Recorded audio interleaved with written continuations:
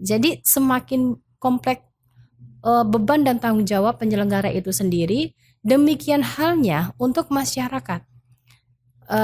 Kalau kita sebenarnya ingin menyampaikan kepada masyarakat, kepada generasi muda begitu ya, pasti yang ditempuh dalam koridor penyelenggaraan pemilu dalam 1 tahun menyelenggarakan semua ya paket yang dilaksanakan pemilu ataupun pemilihan, mesti ada baik buruknya, ada plus minusnya gitu, keuntungannya apa, kekurangannya apa gitu.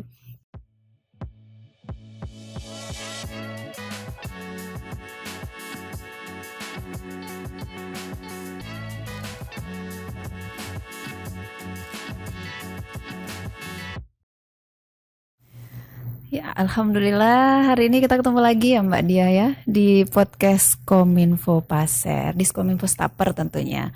Dan tentunya hari ini tamu saya ini sudah pernah hadir, sering ya, berapa kali? Semoga tidak bosan ya.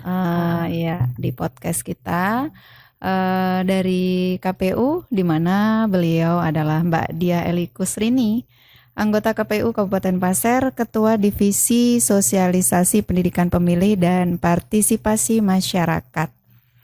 Dan untuk hari ini Mbak, kita ambil tema ya, peran KPU dalam meningkatkan partisipasi politik generasi muda pemilu serentak 2024. Nah, di sini yang akan saya tanyakan nih, peran untuk generasi muda pemilu serentak 2024, apa orang yang muda aja atau bagaimana itu? Jadi kalau yang muda saja, bagaimana nanti yang tua gitu ya.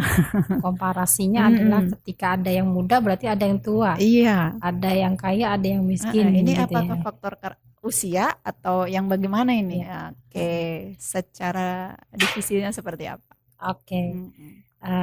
Alhamdulillah ya Mbak ya, kita bisa ketemu lagi setelah hiruk pikuk tahapan yang sedang berjalan, mulai kesini mulai padat begitu ya. Jadi intensitas untuk diskusi, mengadakan sosialisasi pendidikan politik ya, khususnya tidak hanya sekedar pendidikan pemilih tetapi juga pendidikan politik gitu ya.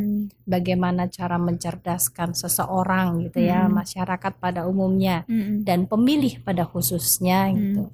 Dikategorikan pemilih adalah yang berusia 17 tahun dan terpenuhi syarat menjadi pemilih begitu.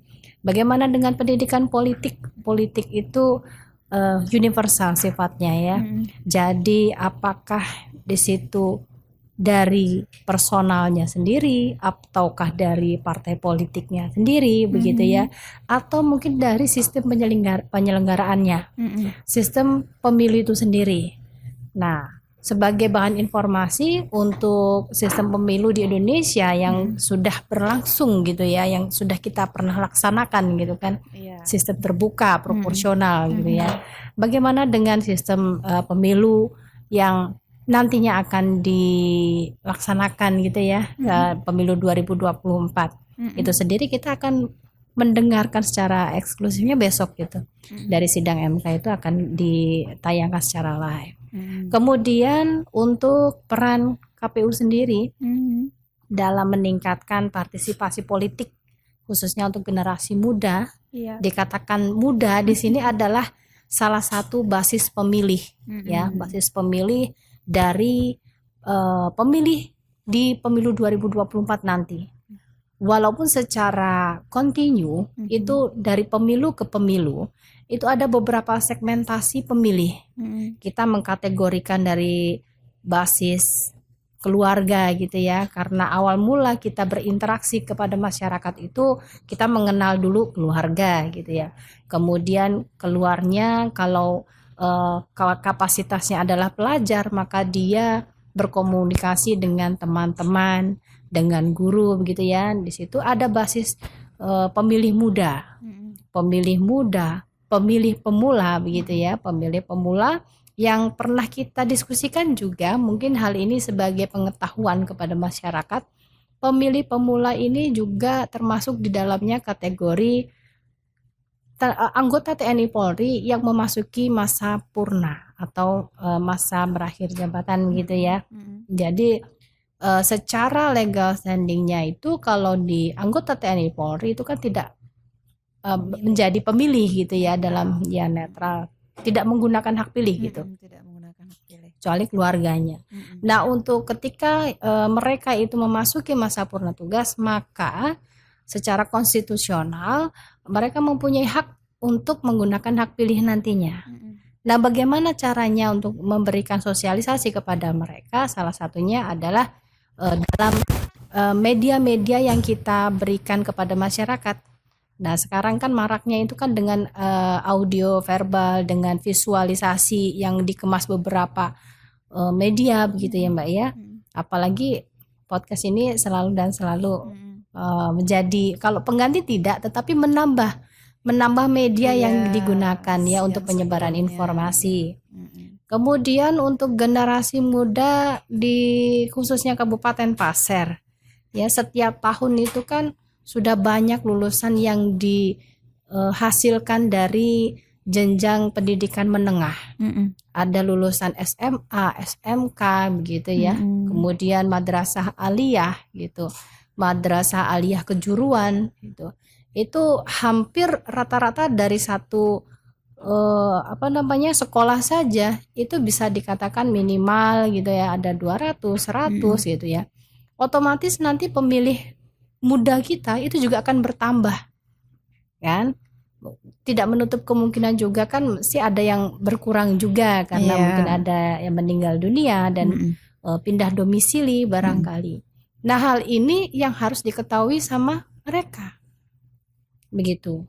Untuk persyaratan pemilih is oke, mereka tahu, dan kalaupun tidak di Kabupaten Pasir, mungkin di Kabupaten PPU ataupun Samarinda yang objektivitas untuk tempat begitu ya. Barangkali ada teman-teman atau adik-adik kita yang sedang kuliah gitu ya. Di sana pun secara nasional, secara kelembagaan kita juga melaksanakan itu. Tetapi ketika nanti mengacu pada hak mereka untuk menggunakan hak pilih, KTP-nya kan KTP Pasir nih. Iya.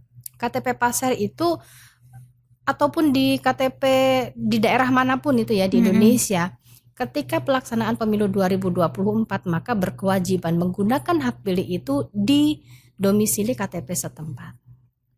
Nah, itu sekaligus kan untuk memberikan himbauan. Ayo deh adik-adik gitu kan, teman-teman gitu yang sedang kuliah di luar gitu ya. Jangan lupa bahwa tanggal 14 Februari 2024 hari Rabu gitu, jam mulai dibukanya TPS sampai dengan siang penutupan nanti jam 13. Ya, jam 13 gitu ya. Itu ada gitu di TPS masing-masing. Nah, caranya bagaimana? Ceklah dulu sekarang sebagai warga negara Indonesia yang baik begitu ya. Cek apakah data identitasnya itu masuk di dalam DPT. Dengan aplikasi kemarin itu yang kita sampaikan ada di cek dptonline.kpu.go.id. Iya, gitu.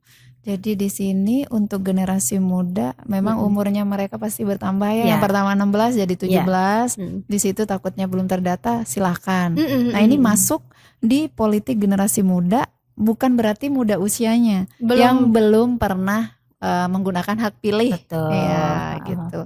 Termasuk tadi yang sudah dijelaskan sama Mbak Dia, di mana kayak TNI, Polri ya, yang belum pernah menggunakan hak pilihnya, kalau sudah masa tugasnya berakhir, untuk melakukan hak pilihnya. Tentunya nanti jangan lupa di tanggal 14 Februari 2024. Oke. Dan di sini Mbak juga saya akan menanyakan nih, isu permasalahan yang sering terjadi nih. Nah, biasanya kalau di dalam pemilu ke pemilu itu kan konteksnya kan ada tantangan, ya tantangan yang sebelumnya di pemilu sebelumnya dengan yang mungkin yang akan datang itu kan tidak menutup kemungkinan berbeda. 2019 lalu kita sudah dihadapkan kenyataan gitu ya, kita menyelenggarakan pemilu itu kan di tengah pandemi gitu, itu menjadi bahan perlakuan khusus untuk penyelenggara itu menyelenggarakan pemilu khususnya di daerah basis terdepan itu adalah penyelenggara di KPPS begitu ya. Begitu banyak tanggung jawab mereka, begitu besar beban kerja mereka begitu ya. Sehingga hal-hal demikian menjadi salah satu yang diprioritaskan untuk penyelenggaraan pemilu berikutnya. Itu yang berbeda atau yang membedakan dari pemilu-pemilu yang sebelum-sebelumnya. Ditambah lagi untuk pemilu 2024 nanti itu adalah pemilu serentak kedua yang akan kita laksanakan. Ya, kalau serentak pertama itu kan di 2019 kita melaksanakan kan ada kita memilih 5 kategori untuk memilih presiden dan wakil presiden gitu ya. Kemudian calon DPR RI, DPD RI gitu ya, DPRD provinsi dan DPRD kabupaten kota. Termasuk juga di Pasir. Nah, kalau kemarin itu dalam 1 tahun 2019 kita melaksanakan pemilu 2019, disusul lagi pilkada kita melaksanakan di tahun 2020, artinya masih ada selang waktu 1 tahun begitu ya. Tapi ketika nanti di 2024 dalam 1 tahun yang sama kita akan melaksanakan 2 kali pemilu dan pemilihan. Kita sebut pemilihan itu adalah untuk memilih calon gubernur atau wakil gubernur dan juga calon bupati dan wakil bupati. Dalam Jadi 1 tahun. Iya, jadi untuk 5 surat suara tadi kita memilih presiden dan sebagainya tadi pemilu legislatif gitu ya. Itu di bulan 2 di bulan Februari. Kemudian untuk pemilu kepala daerah gitu ya, pemilihan kepala daerah itu di bulan November tanggal 20. Jadi semakin kompleks beban dan tanggung jawab penyelenggara itu sendiri. Demikian halnya untuk masyarakat. Kalau kita sebenarnya ingin menyampaikan kepada masyarakat, kepada generasi muda begitu ya, pasti yang ditempuh dalam koridor penyelenggaraan pemilu dalam 1 tahun menyelenggarakan semua ya paket yang dilaksanakan pemilu ataupun pemilihan mesti ada baik buruknya, ada plus minusnya gitu, keuntungannya apa, kekurangannya apa gitu. Mari kita lihat dari perspektif positifnya. Ya, kita menebarkan aura positif lah ya. Apa sih gitu kan? Negatif-negatif. Ya, gitu. Otomatis dalam 1 tahun yang sama gitu kan kita juga pastikan tidak luput dari kos ya, kos yang dibutuhkan untuk pembiayaan. Kalau pemilu itu sumbernya adalah di APBN gitu ya, kalau di pilkadanya nanti adalah APBD, apakah itu APBD dari provinsi ataupun di kabupaten kota gitu. Itu kan secara tidak langsung saling support dari masing-masing kegiatan itu bisa kita kalau di dalam rumah tangga itu kan agak berkurang nih, agak hemat nih gitu. 1. Yang kedua, penyelenggara itu kan kalau sudah beruntun dari penyelenggaraan pemilu ya, kita ada penyelenggara di tingkat kabupaten kota kalau di Pasir ya. Kemudian di kecamatannya itu ada PPK ya, yang masing-masing kecamatan itu ada 5 orang gitu. Kalau dikalikan 10 sudah ada 50 PPK yang sudah terbentuk untuk pemilu gitu ya. Ditambah lagi ada PPS ya, PPS itu di desa kelurahan 3 orang PPS ditambah sekretariat itu kurang lebih kalau di total kemarin ada sudah 7.000 sekian. Tidak hanya PPS saja, tadinya PPS, PPK, kemudian KPU sendiri beserta sekretariatnya. Gitu. Nah, itu ketika nanti akan menyelenggarakan pemilihan di tahun yang sama, secara otomatis secara kapasitas itu sudah mempunyai itu. Kalaupun lepas dari apakah nanti ada bahan evaluasi atau tidak, maka kita itu akan bersemangat yang katakanlah lebih powerful gitu ya. Sudah menjadi trigger kita ada di pemilu 2024-nya. Kemudian nanti di pilkadanya itu kita sudah lebih banyak memahami gitu. Siap gitu untuk menyelenggarakan, walaupun siap nggak siap ya, kalaupun dikomparkan kan yang pertama nanti di pemilu itu ada 5 kotak suara gitu ya, 5 surat suara. Kalau di pemilihannya Mm-mm. di pemilu kepala daerah itu kan pemilu gubernur sama bupati. Ya istilahnya kan Iya. sudah brainstormingnya itu sudah ada duluan begitu. Jadi sama-sama bulan November itu Ya bulan di November. Iya 2024. satu waktu. Mm-mm. Dan tanggalnya sama. Ya sesuai dengan amanah undang-undang kan demikian. Iya. Dan ini sudah melakukan sosialisasi Mbak ya untuk Mm-mm. pengetahuan masyarakat gitu. Betul. Mm-mm. Jadi namanya tahapan pemilu itu kan ya sesuai ada jadwalnya Mm-mm. gitu ya. Oleh karenanya ada penyelenggara juga. Penyelenggara ini kan ada 3 Mbak ya. Mm-mm. Penyelenggara di teknisnya, teknis Iya. penyelenggaraan itu KPU sendiri gitu ya. Kemudian ada di pengawasannya itu namanya Bawaslu gitu. Mm-mm. Kemudian ada lembaga yang mengatur, menjaga supaya etika dalam menjadi penyelenggara itu terjaga, marwah kelembagaannya itu terjaga, itu ada DKPP, Mm-mm. Dewan Kehormatan Penyelenggara Pemilu. Itu jadi kita berjalan beriringan, bergandeng tangan gitu ya, bukan berarti terus dari kita ini tidak bisa koordinasi atau kaku gitu dengan 2 lembaga yang lain, tidak. Membentukan tim. Ya. Nah, kalau tadi ada 7.000 sekian dari KPU gitu, ada berapa ribu mungkin di Bawaslu juga demikian. Kalau kita ada PPK di Bawaslu itu ada Sama. Panwaslu Cam. Sama. Ya. Kita ada PPS di Bawaslu itu ada kalau tidak salah PKD, pengawas kelurahan atau desa.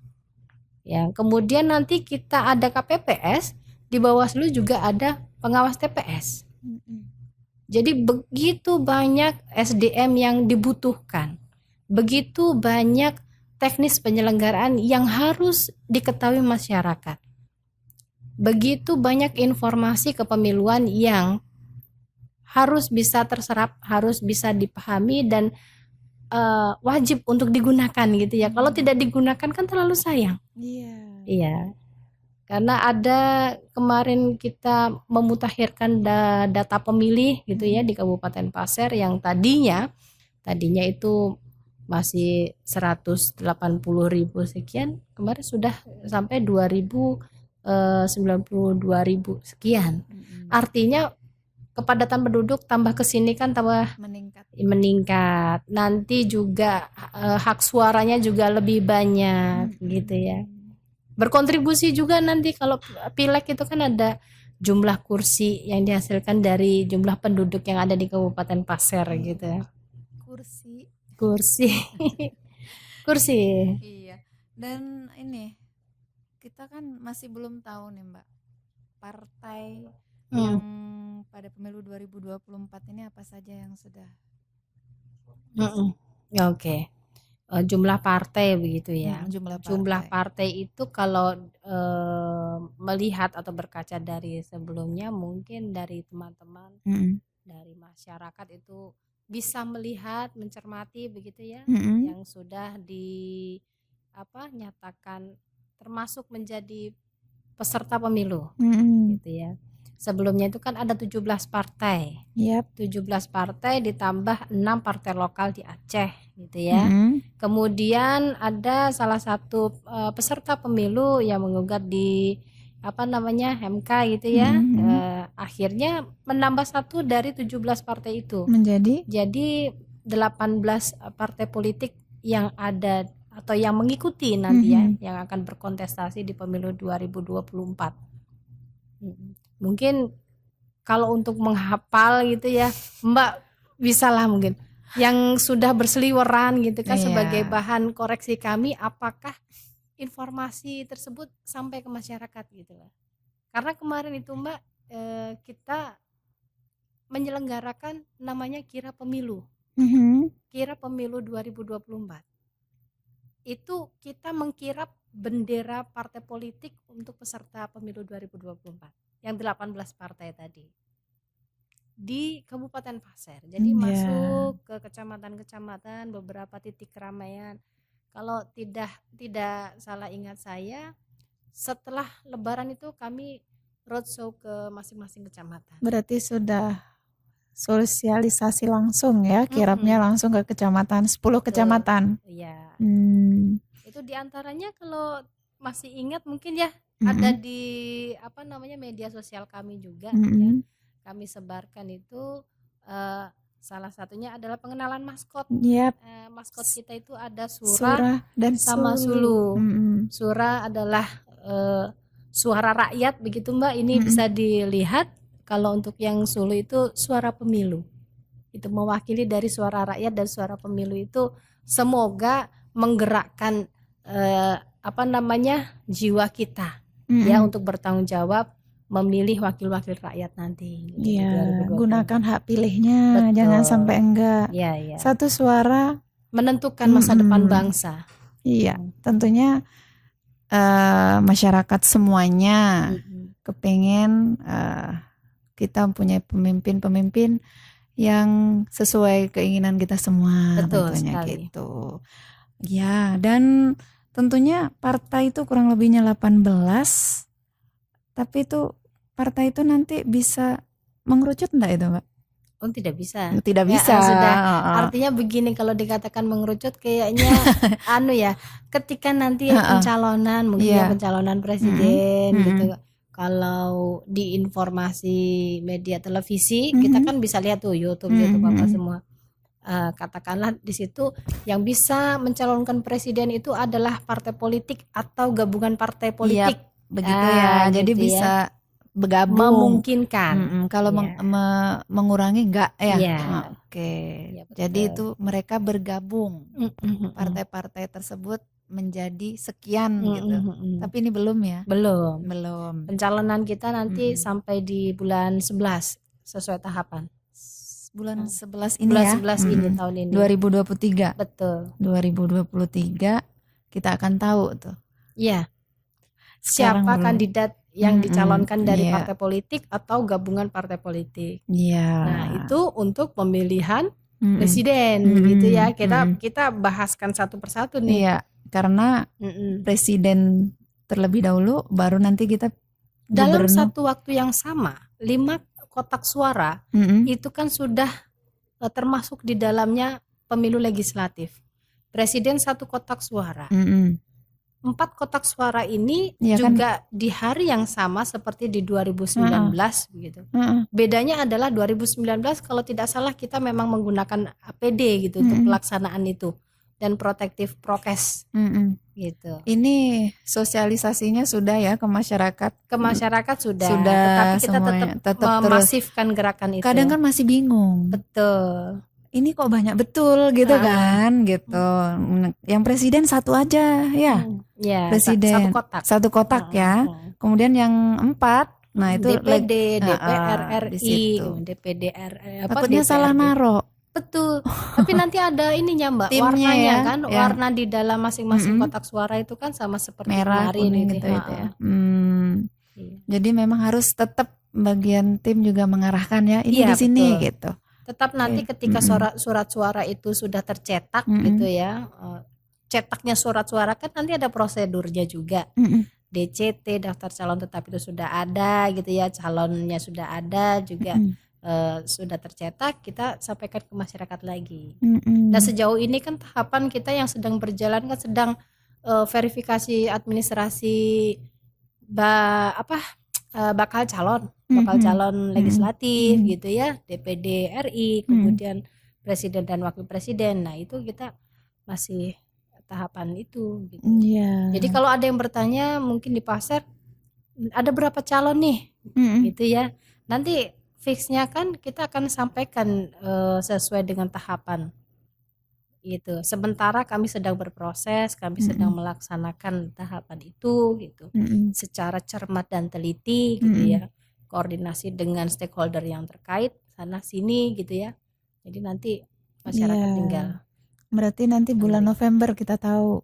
Iya, November. Kalau sekarang kita tahunya 18 8 partai politik, kemudian kalau untuk rekapitulasi bakal calon gitu ya, kita menyampaikan ke masyarakat ada 454 bakal calon legislatif di Kabupaten Pasir. Di Kabupaten Pasir. Iya, beberapa waktu yang lalu kan kita sempat ada diskusi gitu ya. Kira-kira berapa ini nanti yang nyalek gitu ya. Jadi kalau untuk rekapitulasi demikian. Direkapannya segitu 454 dari total kursi yang diperebutkan itu adalah 30 jumlah kursi yang ada di Kabupaten 30 Pasir. kursi ya. Jadi kalau mau diperbandingkan 454 itu memperebutkan 30 kursi, artinya harus siap dari sisa berapa itu? 454 400 lebih itu ya mohon maaf kita akan kita semua ini ya artinya ya baik dari peserta pemilunya juga calonnya gitu ya istilahnya ya calon kemudian partai politik penyelenggara pemilu masyarakat stakeholder semua itu ikut mengambil andil menjadi porsi atau bagian yang menentukan keterlibatan partisipasi masyarakat saling bersinergitas. Betul. Enggak juga bisa caleg itu nanti ketika sudah diputuskan dia menjadi calon ya. Caleg itu sudah sosialisasi kemana-mana. Tapi kalau masyarakatnya, pemilihnya itu apatis gitu ya, don't care gitu. Sudahlah, enggak kenal ini dan itu, dan terus yang pada akhirnya tidak menggunakan hak pilih itu yang sangat kami hindari. Gitu. Sayangkan juga, sangat kami disayangkan. Iya. Jadi yang penting kita ini sudah tahu tuh kalkulasinya seperti apa. Betul. Cuman endingnya nanti di bulan November baru kita fix-nya ya untuk yang tahu di situ. Dan untuk generasi muda tentunya kita harus melek politik nih Mbak. Betul. Sosialisasi sudah sering bahkan gitu. Otomatis anak sekarang kan nggak gaptek ya. Gagap teknologi itu enggak lagi mencari informasi ada semua. Pasti sudah ada. Oke, yang dilakukan pihak KPU sendiri untuk kaula muda ini bagaimana? Nah, itu dia. Sepertinya kita juga sedikit menggeser pola penyebaran informasi, ya. Sudah lebih banyak membuat simple, ya, mencari strategi-strategi yang pas untuk dikonsumsi ke masyarakat. Salah satunya tadi media tadi ya. Nah, ada juga ketika kita tuh kan tadi kan sasarannya adalah kita berharap gitu ya partisipasinya itu naik, meningkat, kecerdasan ke masyarakat mengenai pemilih itu bisa lebih dapat gitu ya. Tidak menutup kemungkinan juga di situ ada kita memberikan pemahaman kepada masyarakat terkait dengan politik uang ya. Money politik itu kan kebanyakan dari tahun ke tahun, pemilu ke pemilu mungkin ya tidak bisa dipungkiri. Tapi kan bagaimana cara mewaspadainya kan lebih baik mencegah daripada mengobati kan begitu ya. Saya yakin juga kita sama gitu pengennya itu kan demikian. Jadi bagaimana kalau mengubah mindset tidak bisa, tetapi mengantarkan, mengantarkan, memberikan edukasi, minimalnya itu memberikan pencerahan lah, ya. Siapa tahu di generasi di bawah kita itu kecerdasannya itu lebih